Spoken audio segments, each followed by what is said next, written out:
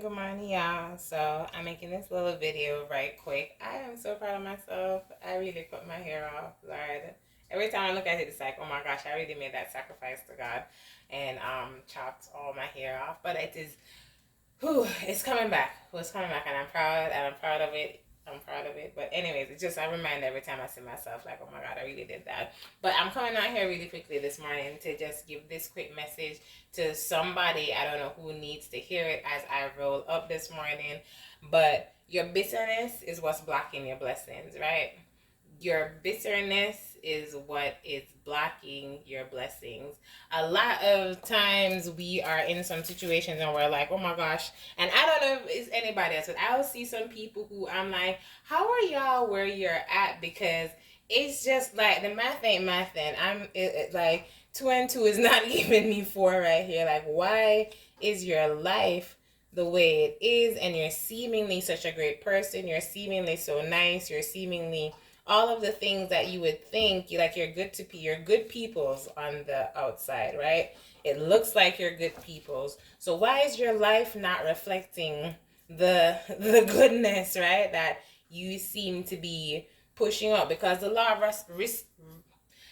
of reciprocity says that what you are giving, you should be getting. So if you're good people, why are you not? And people try to ignore these laws, but if you read Job, y'all will know that these are the laws that the universe was created on. These are the laws of God. These are the laws of the heavens. So we cannot ignore them because they do impact and affect our lives in some real and profound ways. Like, God did not put them there. They're not there by chance, right? And I want people to understand how principled the kingdom of heaven is, how principled the king of the universe is. Everything is based on a law. Everything in science that they're trying to do, quantum, all of that is divine law. All of that. There's no exception. There's no exception to that rule. All of that is divine law. But anyways, so we'll be wondering, like, and the law of harvest, the sowing and reaping, I think is what it's actually called, because those two go hand in hand. The law of sowing and reaping, if you sow something, you must get a harvest. The law of reciprocity, what you put out there is what you receive, right? So some people, I'm like, why is it that these laws, and these are laws, why are they not active in their lives? Why are you seemingly good people on the outside and you're not living out that goodness? Why are you not receiving of what you are giving out, right? Because us human beings, we're antennas. Like, we are antennas for the universe. We pull things to us. We're also divine creators, right? That's why we can conceptualize something, visualize it in our mind, and we can bring it into reality.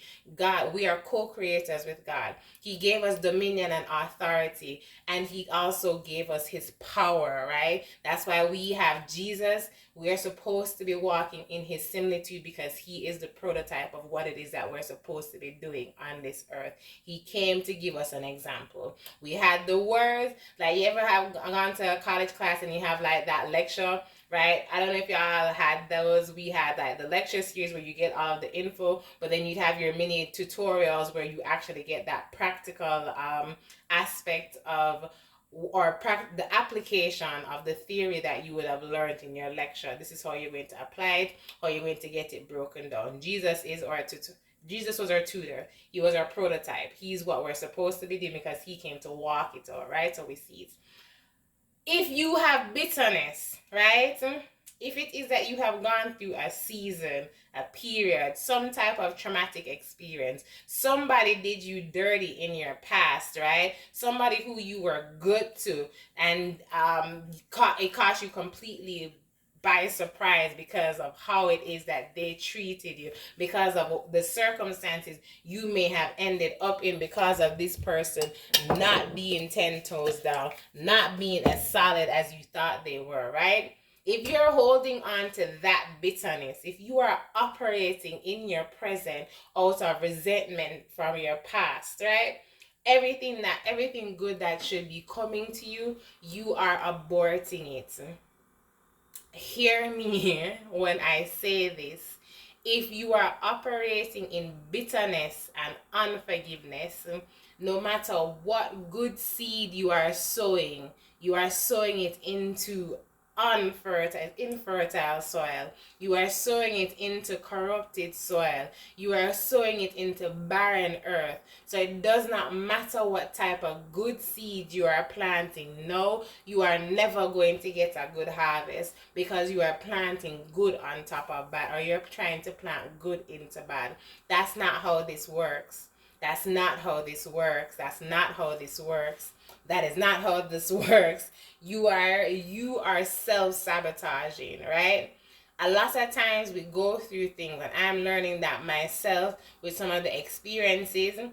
If I had not gone through some of the difficult times that I have experienced, I would not have capacity to hold space for people who are going through some of the challenges that they are going through. I would not have any type of empathy inside of me because I would not understand where they are coming from. I've never been treated bad in a relationship except for these recent relationships, the relationships that I would have been in the last 5 years. There are a lot of things that I used to hear of and have a theoretical understanding for relationships and women and men dynamics. And there were things that I could not relate to no matter how much I tried because I had never encountered it before. I have never encountered doing all of the right things and still getting shit on. Like, I've never encountered that. I've never encountered someone not being I've never not been a wifey. I've never had someone act like they was not. I've never been. There are so many things that I had never encountered until recently. And some people may say that I needed to be humbled. And I will give you that because that's something, arrogance is something that I know. Leviathan is something that I've been dealing with for my entire life. Being humble is something I will tell you that I was not. It's something that I'm definitely cultivating in this period of my life. And I will say that it is a humbling experience. But if it is that I had allowed myself to rest in bitterness and not learn, right? Not learn the lesson, not be accountable not only to myself but to God for the fact that a lot of that heartache, a lot of that pain, a lot of that shame was self-induced because of stubbornness, because of disobedience.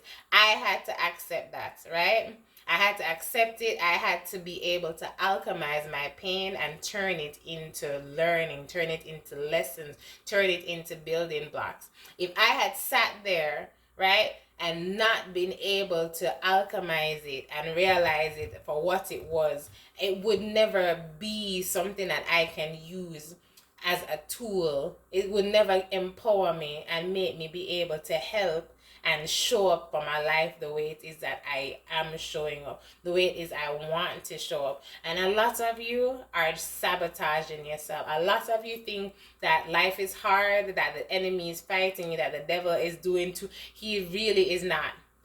He really isn't, because you have done all of the hard work for him. He really is not worried about you. He is not sweating you. You are not even small fries, because you are doing everything to block your blessings, to deny your destiny. He has nothing to do with that. We go through things, and I want y'all to think, if Jesus, right, and he said it, he went through all of it because we have a high priest who is not immune to our infirmities, because he experienced that which we went through.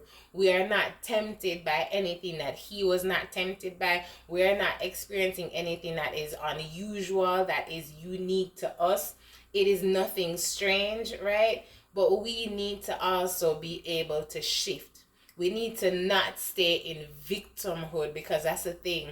A lot of us are eager to be the victim, eager to place blame, not really willing to do the work, to acknowledge how we contribute to the difficult seasons of our life, to acknowledge how we play a part in being in places, spaces, and positions that we are not supposed to be in because of disobedience, because of willfulness, because of thinking that we know best instead of this is our understanding, and our understanding is so limited. Our understanding is not even 3-dimensional, it's 2-dimensional because it's only what we know, right?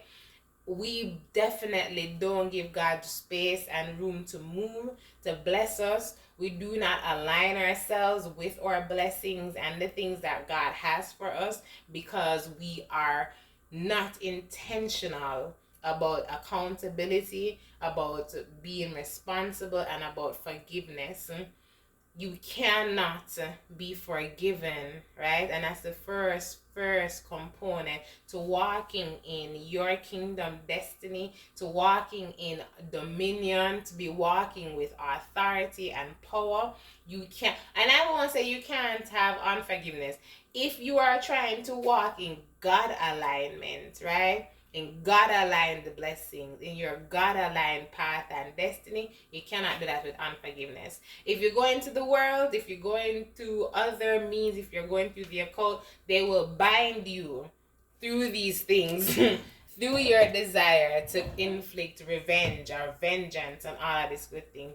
Those are yokes. Those are yokes that will bind you. So if you're not trying to be bound, if it is that you are trying to walk out what it is you are called, because you can't be talking about destiny, right? You can't be talking about your destiny, what it is that you are created for, and you're hung up on instances that you had to go through to position you to be able to have the capacity to walk out your destiny. If you don't get what you're supposed to get from each season, if you're not learning how are you going to impart wisdom if you never learned the lesson? How are you going to be able to help anybody else walk through the same situation if you have not walked through it? If you don't learn how to navigate it with grace, with righteousness, with purpose, if you don't look at it with God lenses, how is it that you're going to be able to help someone else? And you never will. And your life will never, ever, ever blossom into what it's supposed to blossom into because you are stagnated. Unforgiveness, right? Unforgiveness and bitterness, right, makes your mind ruminate because all you do is relive that instance. You relive that occurrence constantly. It's constantly on replay. That video is constantly playing in your mind. You are constantly rehearsing it. You can never move on from it. You don't give yourself the time and space and capacity to accept it, to heal from it, to learn what you need to learn from it so that you can position yourself to never be in that position again and to be able to help someone else, because you'll also be able to see it coming from a distance. But if you don't do the inner work, if you don't forgive, if you don't move forward, how would you be able to do any of that? You never will. You never will. So I don't know who needed to hear this morning, but bitterness and unforgiveness is what's keeping you stuck and stagnant, and you will never walk into purpose until you learn to forgive, until you learn to live and let go, right? And in living and let going, in forgiving, we're not telling you to forget because that's how you miss the lesson. And the blessing is in the lesson, right? You go through the things that you go through so that you can learn the things that you need, so that you can get the equipping that you need for the next level. You never get there if you are still stuck on what happened and unforgiving. When you have to get to the point of acknowledging that you had to go through this because you had to learn this lesson. And if you did not learn this lesson, you would not have the equipping that you are going to need to assist, to facilitate, to equip those who are coming behind you.